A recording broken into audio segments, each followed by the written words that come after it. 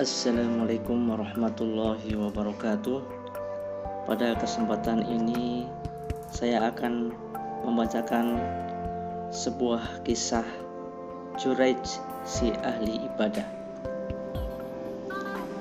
Diriwayatkan dari Abu Hurairah radhiyallahu an, ia mengisahkan Rasulullah SAW bersabda, dahulu ada seorang ahli ibadah dari kalangan Bani Israel bernama Juraij.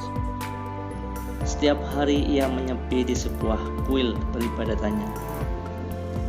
Suatu hari, tatkala ia sedang menunaikan sholat, ibunya datang dan memanggilnya.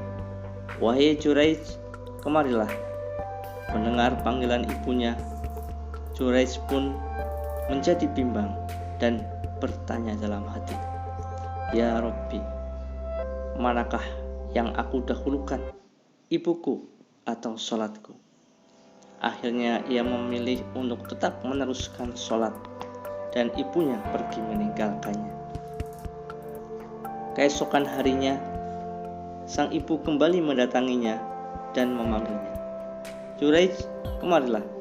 Juraij pun merasa bimbang dan bertanya dalam hati, ya Rabbi, manakah yang harus aku dahulukan, ibuku ataukah sholatku?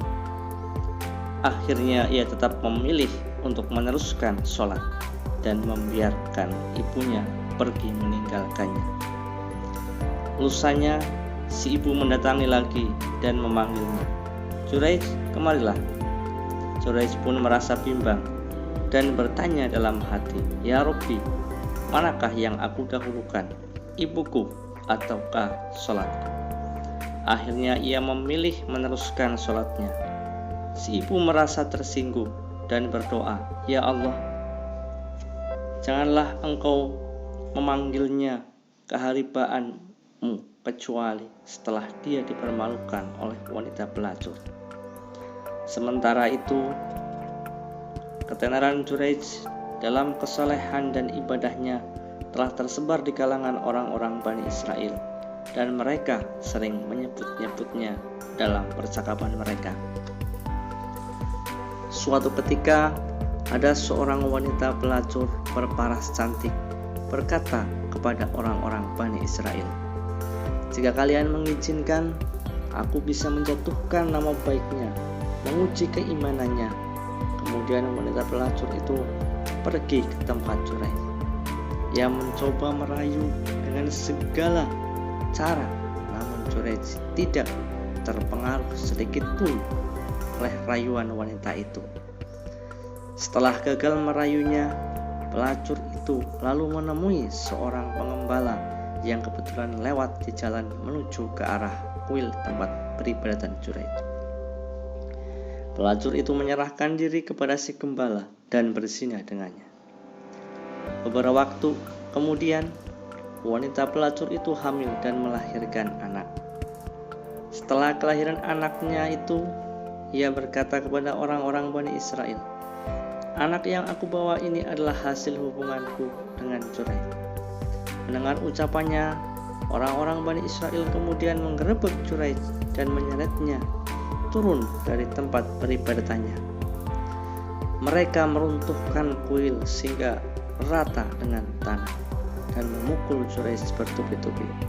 Juraij pun berteriak dan berkata, ada apa gerangan dengan kalian sehingga kalian memukuliku seperti ini? Mereka menjawab, engkau telah berzina dengan wanita pelacur ini hingga ia melahirkan anakmu. Juraij bertanya kepada mereka, di mana bayinya? Orang-orang itu lantas mendatangkan bayi tersebut ke hadapannya. Pada saat itu, Juraij meminta waktu kepada mereka, izinkan aku untuk sholat sejenak. Lalu ia menunaikan sholat, dan setelah usai dari sholatnya, ia menghampiri bayi itu. Ia menekan bagian pusar dari perut si bayi dan berkata, wahai bayi, siapa sebenarnya ayahmu? Bayi itu menjawab, si Fulan, pengembala. Mendengar keajaiban tersebut, Orang-orang yang menyaksikan menghampiri Quraisy dan mencium serta mengusap-usap tubuhnya.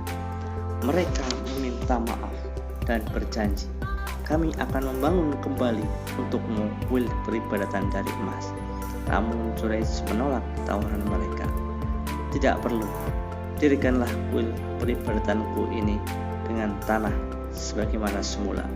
Kemudian mereka pun membangun kembali tempat itu sesuai keinginannya.